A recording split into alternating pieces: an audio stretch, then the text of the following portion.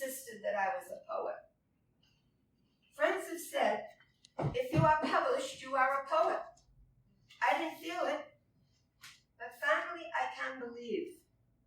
What has changed? My poems seem to awaken something, especially in women. They confide in me. I hear their plaintive cries. He just doesn't listen. You tell me that I'm not alone. Your poems sing to me. How humbling. How wonderful. I am a poet. It is something somewhat annoying to me when people say, I don't like poetry. Well, I am vain enough to say they should read mine. Another comment I often hear is, your poems don't rhyme. Well, that brought on this one. I call it 2 a.m. again. Hello, fellow poets, would-be poets, and poets everywhere. I need your support with what I now share. Friends love to point out that my poems do not rhyme. Well, gosh, do they have to all of the time? A poem is a poem is a poem is a poem. If I choose to say so, it's my business alone. And if I choose to say things in blank verse, well, I've walked in big footsteps. I could do a lot worse. Here's a short list of some who wrote this way. You may met them and loved them, whatever they had to say. Christopher Marlowe, William Shakespeare, Oscar Wilde, William Wordsworth, Emily Dickinson, they all wrote in blank verse. I'm no different, not as famous. Another thing that perplexes me are poems that I simply don't understand. They're full of hyperbole, alliteration, metaphors, similes. Not in my poetry, I confess. I'll try to explain the origin of my poetry, if I can find it.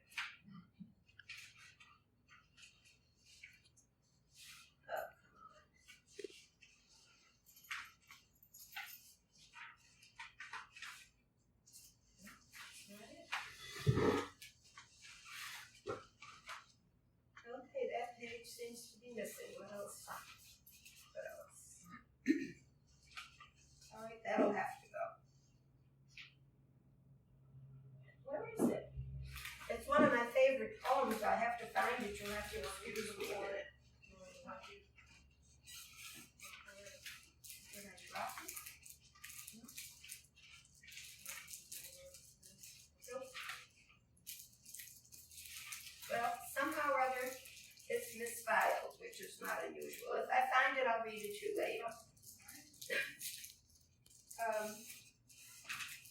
Recently, it's been very difficult for me to find anything to write about.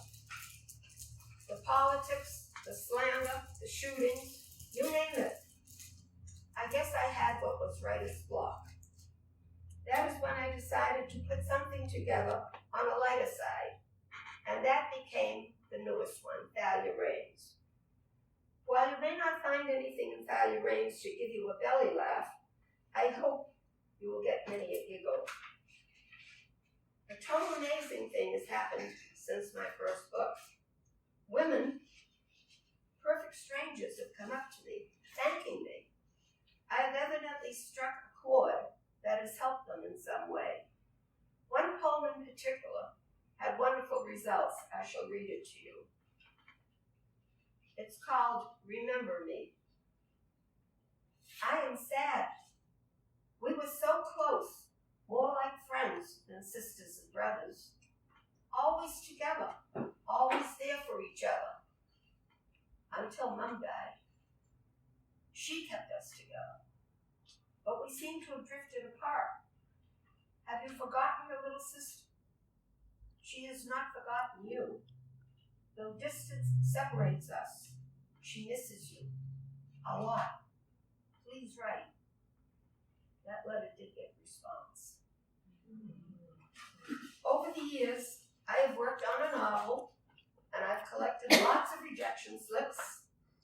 I have had travel articles published in the Patriot Ledger, and have written some children's stories. I wish I could find someone to illustrate them.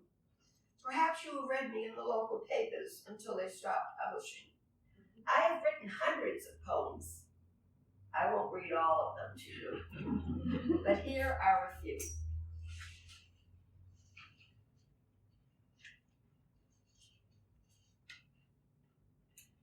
I can find it.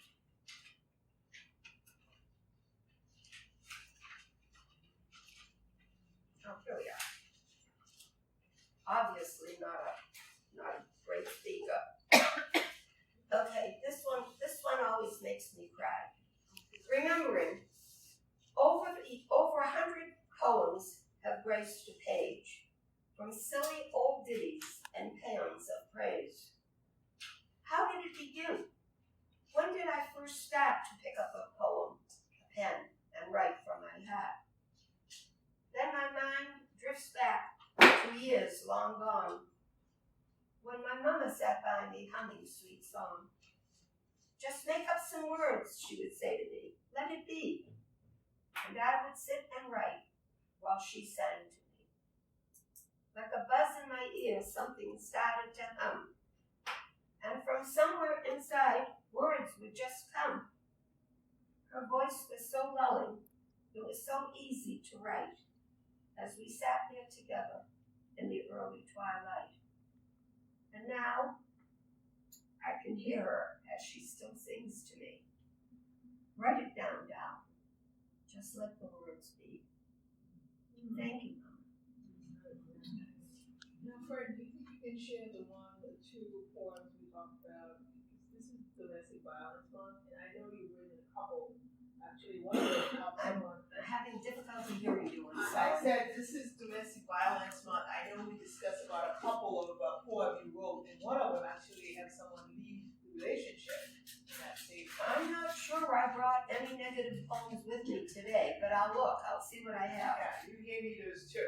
Yeah. Oh, you got them? You want Yeah. to read those? Yeah. Oh, you want to read them? Would you like to read them? Read them. Okay. One is, the two of them you shared. I had, as I said earlier, my poems have affected some people, and I've received back talk from them. This one is called Battered.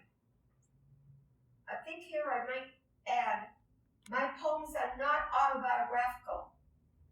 They come to me at night, and the poem I just couldn't find explained where my poems come from.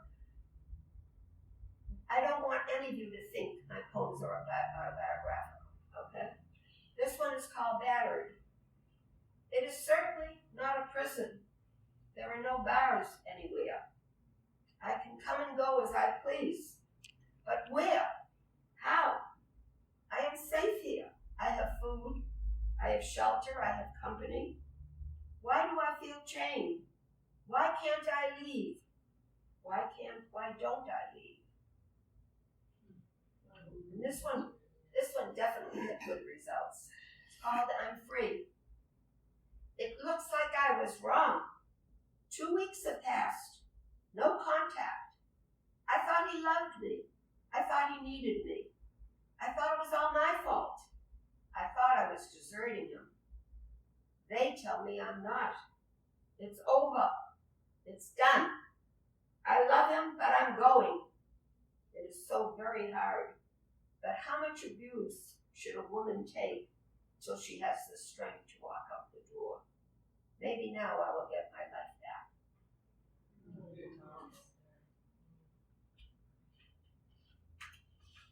Okay, I read that. I'm supposed to speak for about 15 minutes. I will read poems until then. This one's funny, I think. My dietary requirements. Some people love to eat. Some people eat to live. I guess I'm somewhere in the middle. I like hot dogs, pizza with peppers and onions, baked ziti with eggplant, and ravioli, fish stew, not seafood. salads, not Caesar, meat and potatoes with vegetables, chicken pot pie, potato latkes, pancakes to those uninformed, with either sour cream or applesauce. You can tell I'm not fussy.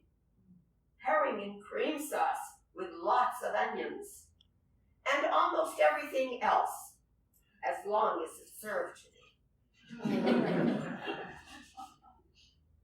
Oh, this is the one I was looking for before. It's too early. This was written at 3 o'clock in the night, 3 o'clock in the morning. When I get the urge, my pen starts to write. Doesn't know time, loves the middle of the night. I reach out in the dark, my pen starts to go. It's almost as if it has something I know. Words just keep flowing, a line at a time. Pen keeps on moving, forming a rhyme. It's as if I have no control at all, like my pen is hearing some distant call. I turn over in bed. It wakes me again. More words are coming from that darn pen. When my hand stops writing, I go back to bed. In the morning, sometimes I can't even read what I said. Friends say it's a talent, and I should be glad. But the middle of the night, darn, it's driving me mad. This one I call after the visit. It is so difficult to watch your children go out the door. Whether they are 13, 30, or 73. There is such an ache when they leave. See you tomorrow, Dad, or next week, or in a couple of months. As you hug and wave goodbye and watch them drive away, your heart follows them out the door. Why couldn't they have stayed just a little bit longer?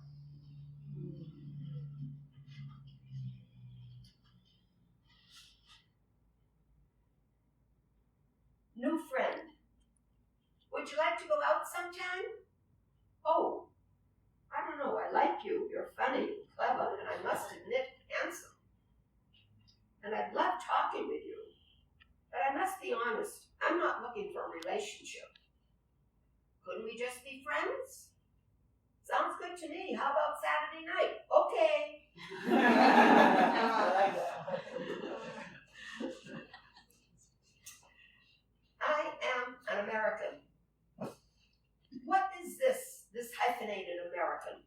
This Chinese American, Italian American, Syrian American, Jewish American, Polish American, Irish American, Russian American. You are not hyphenated. You are an American. You were born here or became a citizen. You pledged your allegiance. You are an American, period.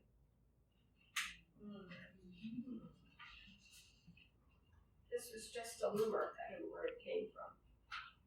Saying goodbye is really a bummer. But I don't like winter. Hello, summer. There is no doubt in my mind that soon you will find in Delray Beach is where I will slumber.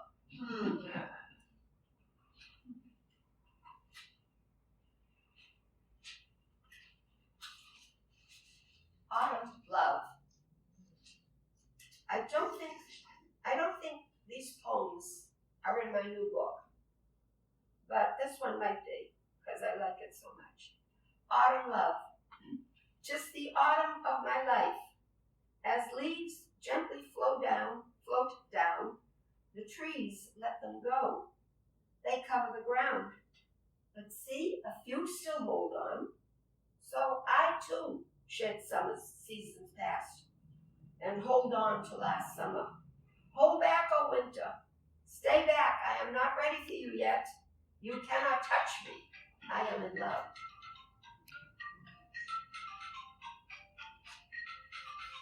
Oh, this is another one that I've received such comments on.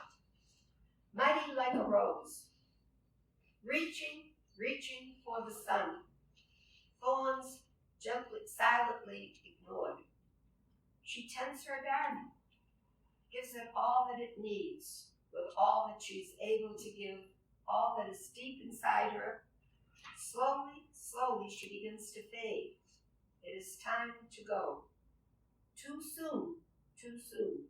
But look, new buds appear, new growth has emerged. Her beauty long remembered, her thorns quickly forgotten, as the circle of life continues. This one, well, let it speak for itself.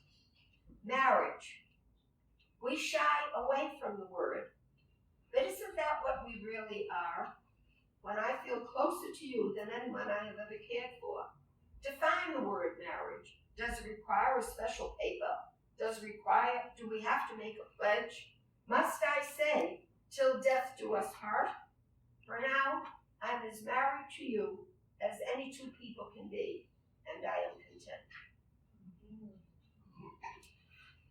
That reaches a few people, I know.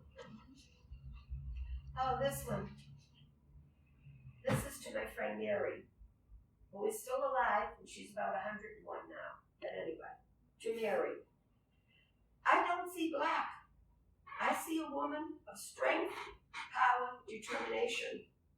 I see someone who knew what she wanted and went for it. I see a woman who never gives up. I see a person I can trust, who tells it like it is. Strong, loyal, honest. No, I don't see black any more than I see white. I see a friend, and I love her. I don't know how my time is doing. No, you're doing good. Anything from a synopsis? Like, do you have anything like, I know, like, is it love? What happened to Robbins? I mean, do you have any of those with you up there? Is it love? What happened to romance? That's a very interesting question. I've written a lot of poetry. Yeah, it's in this book. It might be. Yeah. But this one, wait a minute, this one here might be in the book. No. Oh, this one's kind of cute. Significant. Such a fool. Watch out, they said. You are vulnerable. Men will take advantage. No, I replied. This is different. He is real. He loves me. He wants me. He makes me happy. So dumb.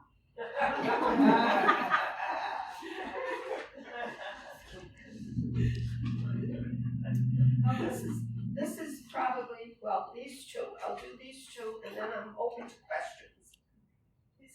This one is autobiographical, and I think it is in my new book. Oh, that's what I was asking. It's not in the synopsis. Quite often I am asked if my poetry is autobiographical. Well, I write simply. Any clever figures of speech are accidental. I draw on what I know, I take from what I've seen and from what I have felt, and fabricate from there. So there must be something that gets me started. And this one is my invitation. Florida awaits. It is harder each year to say goodbye to everyone. I can't believe how close we have all become. It's the thought of winter gets my knees a-shaking. And just picturing snow, my mind starts quaking. I wish I could take you along with me. You'd love it there. There is so much to see. You'd be so warm. Welcome mats at the door. We line up our sleeping bags along on the floor. Cozy and snug, you would bask in the sun. But then, my dear friends, your visit is done, 'cause fish and guests smell after 3 days. Since I'm a good host, 7 days you may stay. So how about looking for Mr. Right? That's in the synopsis. Yeah, I like that one. I love that one. I think mine is it love? What happened to romance? And looking for Mr. Right. I don't know. Somebody wrote that before me. That's been written by hundreds of poems, looking for Mr. Right. Right, yeah. A lot of the problem is that the first Mr. Right was the right one, and you go looking for him again. Well, forget it. Forget it. Because that was then, this is now. We've grown, we've aged, you know. Look elsewhere. Look elsewhere. Let's see. That's it. I think I said that. Oh. My books are available at the Alterna Library, can be purchased at lulu.com for $10.99. I have them with me if anybody would like them, $10.99. If you should buy it, please add a review. I'd like to hear what other people say. I have some copies here, if anyone wants to buy one. And thank you is coming up. That's a good one. Oh, thank you. Thank you. I consider myself to be a very lucky person. So lucky to have so many friends.